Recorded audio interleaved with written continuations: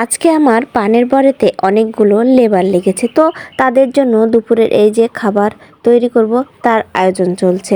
তো অনেকগুলো মানে 8টা 9টা পাট, তাদেরকে মানে কি খেতে দেবো। তো আমাদের এদিকে মানে বিখ্যাত উত্তরবঙ্গের আলুর ঘাটি করব। এই যে আমি মাছ দিয়ে মাছ করে আলুর ঘাটি করব, তাই মাছগুলো ফ্রিজ থেকে বের করে ভিজিয়ে রেখেছি, আর আলুগুলো আমি ছিলতে বসে পড়েছি।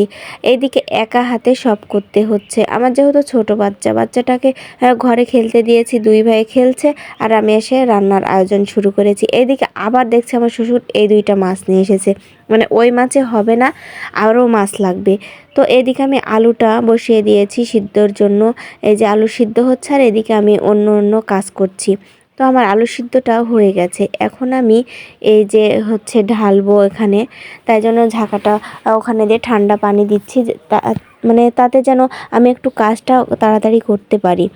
মানে পানিটা দিলে কি হয়, গরমটা একটু হয়ে যায়, তাই আমি ভালো করে এই যে ধুয়ে নিলাম। নেওয়ার পরে তাহলে তাড়াতাড়ি ঠান্ডা হয়, আর যেহেতু আমি পাড়াপাড়ি করে কাজ করছি, ঠান্ডা না হলে আমি আলুটা গালতে পারবো না, তাই জন্য পানি দিলাম। এই যে আলু আমার এখন গালাগালি শুরু করে দিব।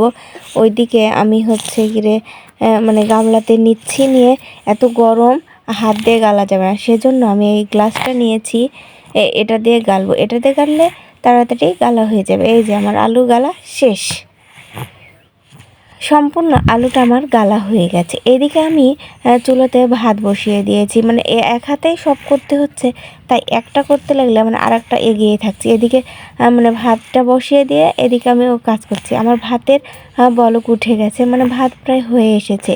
ভাত হয়ে গেছে, এবার আমি আলুর ঘাটি করার জন্য মশলা সব দিয়ে দিচ্ছি। আগে পেঁয়াজটা ভালো করে মানে আড়িয়ে নিলাম, নেওয়ার পরে হচ্ছে তেজপাতা, গরম মশলা দিলাম। এই তো সব মশলা দেওয়া হয়ে গেছে।